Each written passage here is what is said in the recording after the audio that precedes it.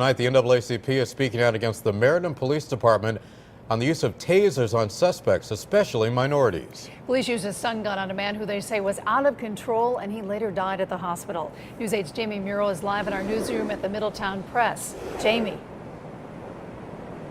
And Keith, the mayor told me earlier tonight that the confidence level that he has for his department is very strong, especially considering that the crime rate in Meriden is falling. And he added that he does not believe there's any profiling going on, especially when there are these so-called tasing incidents. But the NAACP and the ACLU are questioning these methods of force and said today that they are going to conduct their own investigation. One man, 43-year-old Noel Mendoza, asked for help at the rear parking lot of the Meriden police station. Investigators say he had bloody hands, spoke of drug consumption, and became combative.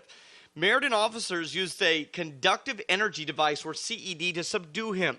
Mendoza later died at the hospital. On Tuesday, the NAACP went on the offensive towards the department. There's definitely a public safety issue here in reference to how officers are killing individuals with taser equipment. We want to get down to the bottom of it, and we want to eradicate the situation.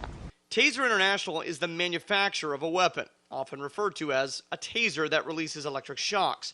A 2011 report by the U.S. Department of Justice showed a taser can reduce the statistical rate of injury by almost 60%. But the NAACP and the ACLU are not buying it, referencing the fact that of the past 11 CED-related deaths in Connecticut, 8 have been minorities.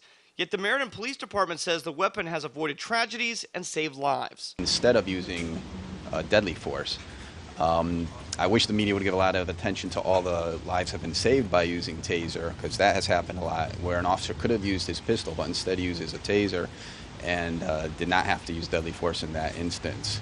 But it is a tool that is very helpful in subduing an individual. You will not continue to kill our people with these instruments and these tools of torture. Scott, the alternative here, though, is a nightclub or a handgun.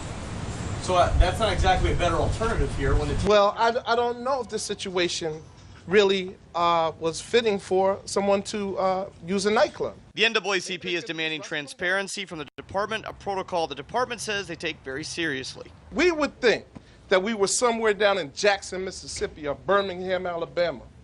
But we're not down south. We're up south in Meriden, Connecticut.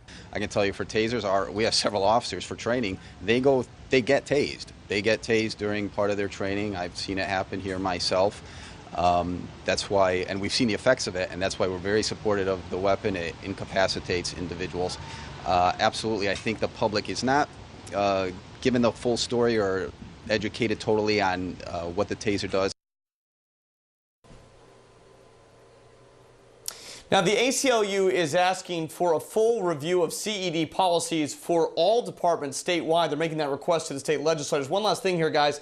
There's something called the State Police Officer Standards and Training Council, or POST. It's a state-run group, and basically they specialize in basic to advanced training. And I spoke with a representative there today, and he told me that they are drafting guidelines that they're going to submit to legislators about CED devices. That's going to include training of these devices, retraining of these devices, the usage of these devices, how, when they are used, and then medical attention that may be needed following a CED incident.